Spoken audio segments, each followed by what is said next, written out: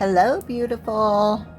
I would be on camera right now, but let me tell you, I don't have on any makeup and I have on a ball cap. So I knew you would much rather look at all these beautiful colors while I talk to you for just a second than to look at me with no makeup. All of these lovely colors that I have out here are for an upcoming project, so be looking for that soon. It's going to be really good. This video that I'm going to show you today is pieces of videos from my last couple, and it's tips on how to control a blend. Those two videos were kind of long, so I couldn't put all of that into the video, so I cut them out, but I thought it was good material. There was good tips in there, so I just compiled them into one video. Before I start running this through the pasta machine, one thing to keep in mind is this is what I'm going to be using. I am going to make a Sutton slice with this, so I want to control the width of this blend. I really don't want it too much wider than this. I'll show you how I'm going to control that to where it doesn't just keep growing and growing, because if you've ever made a Skinner blend, then you know the more times you run it through the pasta machine, the wider it gets. So what I'm going to do, every time that I fold this, run it through the pasta machine, I'm going to bump it up against the edge of my pasta machine here, and I'm going to put my fingers here so that it can't widen out. I'm going to show you another way to do this too.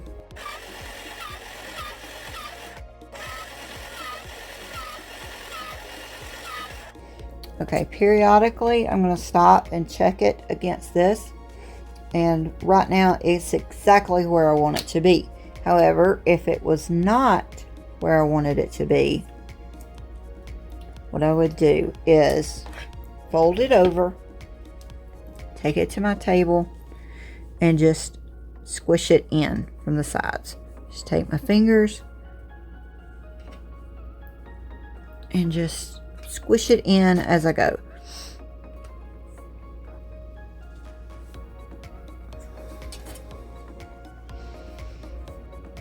Just a little bit at a time. Squish it in. Now with this, you're not going to be able to make huge corrections at one time. You just do it a little bit like that, run it through again, and then do this every time if you need to make it narrower. But you just, like I said, you just want to make small corrections. You don't want to try to go half the size all at once.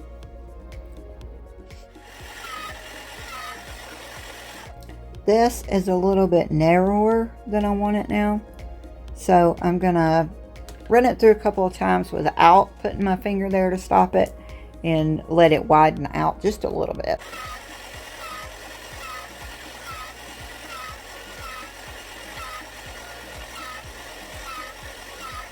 Now that my blend is pretty much blended, I can tell more about the color, and I think this is good here, but I think from here down there's not quite enough contrast. So just right through here, I'm going to add more of the graphite. Nothing really precise here. I'm just going to roll some out and stick it there on the end.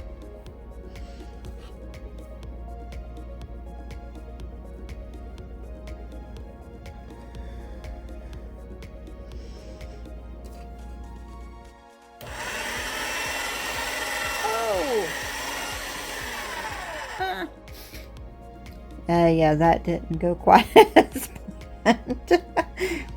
It's okay though. It'll work itself out.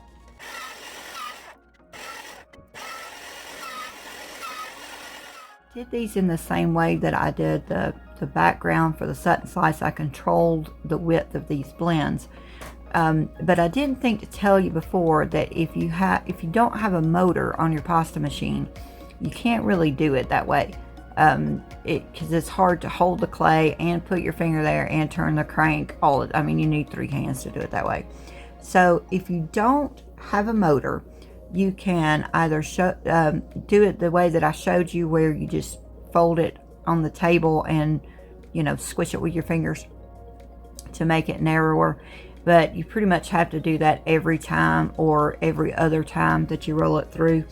But another way that you can do it, instead of using your finger, you can use like a wooden dowel rod to lay there on the rollers to keep it from going out. I've seen people use, like, put a couple of packs of clay there, just anything really that you can lay there to keep the clay from spreading out, anything that won't scratch or damage your rollers.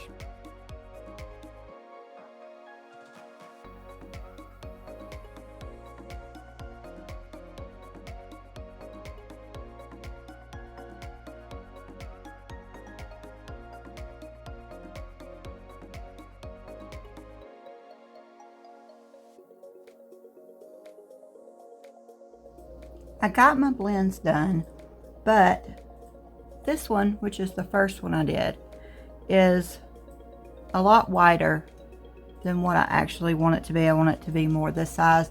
And then this one, after I looked at it again, it's a little bit wider too, not as bad as this one. But when I was showing you how to control the blend earlier, you know, I said you couldn't narrow it like a whole lot at one time. If you're just folding it and squishing it in, you know, you have to do it a little bit each time.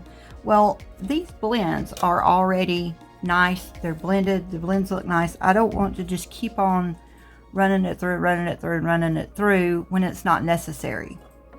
So a way I can get around that, or if you just wanted to make the blend a whole lot narrower all at one time, this is how you can do that. We're just gonna roll it up as if I was doing, you know, like a jelly roll or something like that.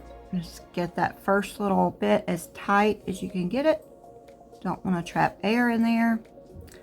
And then just roll her on up.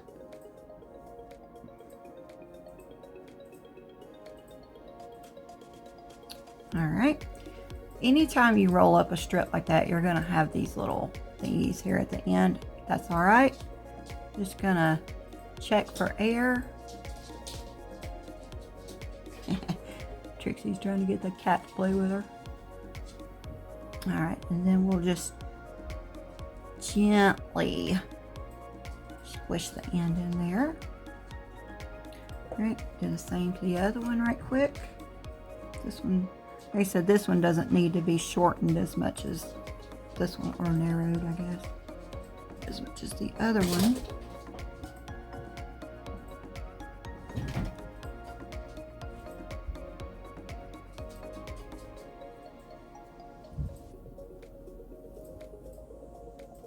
Squishing our ends.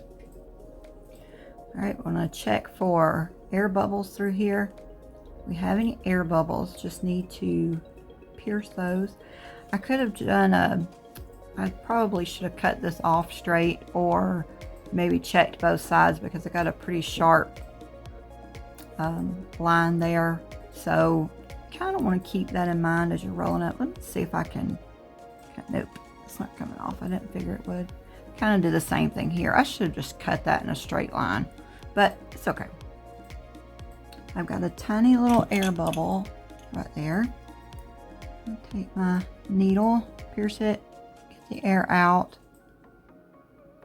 I mean, it's best to get them out at this point if you can, but if not, you can get them when you roll it out. Okay, so need this narrower, so all I'm going to do is just push it there.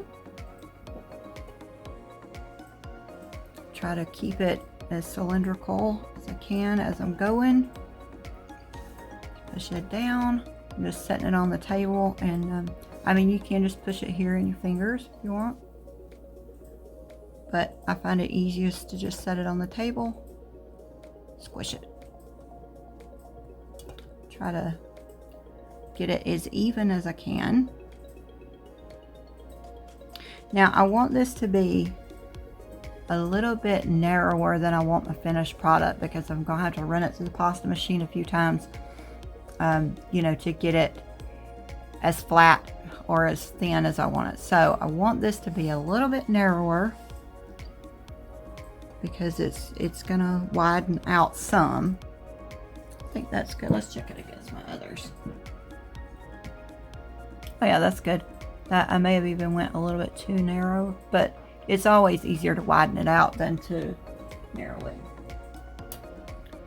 Same with this one. I'll do this one in my fingers. Maybe you can see what I'm doing a little better.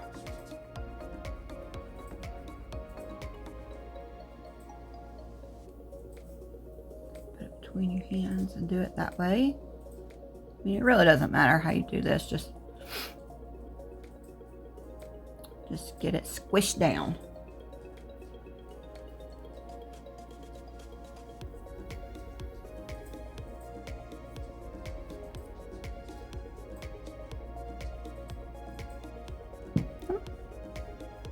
Smooth it out a little bit.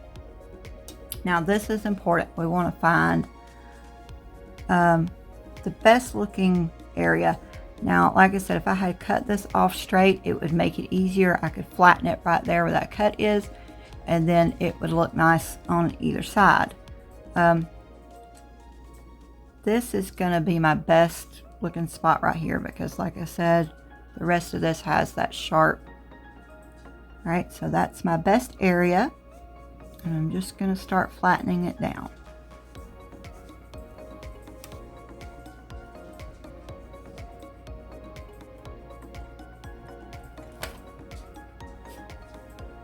I know my camera is shaking. I'm so sorry. I will get that straightened out soon. I guess Trixie gave up on the cat. Now she's got her toys. So I'm just pressing that down into this kind of shape. Then once I get it where it started, well, let's do the same with this one. Okay, I got a little pink smudge right there, which, I mean, I could get that off, but since part of this is not going to be seen anyway, I'm just going to pick my best part there, put my fold, or the end on the bottom here in the back, and my pink schmutz on the back, and just start forcing it into a tangle.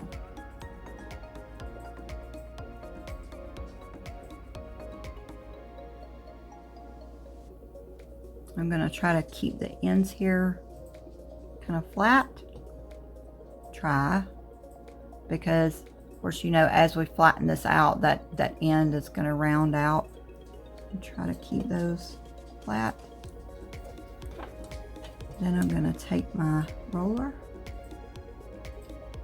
start rolling it out. See, it immediately starts widening out. So there again, I'm going to keep it narrow as I go. Make sure you roll on both sides.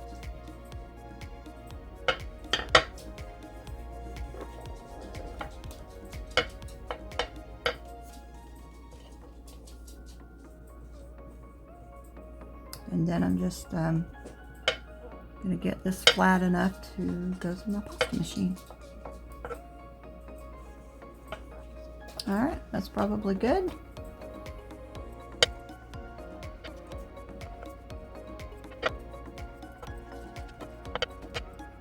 Alright, so now all I gotta do is run it through my pasta machine, start out on my thickest setting until get it down as thin as I have the other. Okay, I got this, I started on 0, then went to 3. The next step would be 5, but I've got to stop here because, hoping you can see, this is full of bubbles. Okay, so that's why it's important to try to keep those bubbles to a minimum. Try to get the air out as you're rolling it up, which I obviously did not do a very good job. The purple is a little worse than this one. This one's pretty bad down here. But now I have to spend time getting these bubbles out. The larger ones, I'm gonna pierce with my needle and just, well, I mean, you guys know how to get bubbles out. Pierce it with the needle and smush it out. I'm gonna do the bigger ones that way. And for the smaller ones, probably gonna run it through, you know, like fold it and run it through a couple of times on setting number 3, maybe on 4. And I'm gonna stretch as I go through, stretch the clay out, and that will help get rid of the bubbles. I'll show you what I'm talking about. But first, I'm gonna pierce some of these larger ones.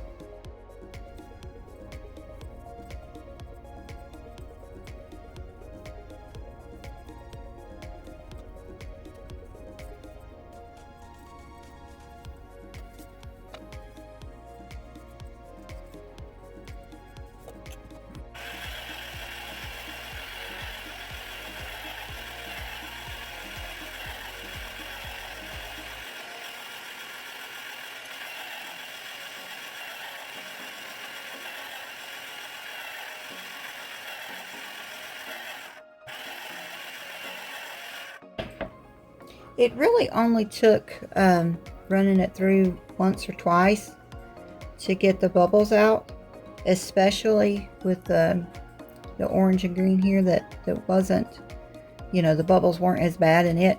But the reason I kept running it through more than that was to widen the blend back out, because I already had it about where I wanted it as far as width wise, but then when I had to stretch it to get the bubbles out, it made it narrower. So I had to run it through a few times. You notice I didn't block it with my fingers. I ran it through a few times to get it to widen back out. I hope you enjoyed the video. I hope you found some useful information in there. And I hope you will go watch one of these videos next. Thank you so much for watching. And don't forget to like, share, comment, subscribe, and turn on the notification bell. Okay, thanks. Bye.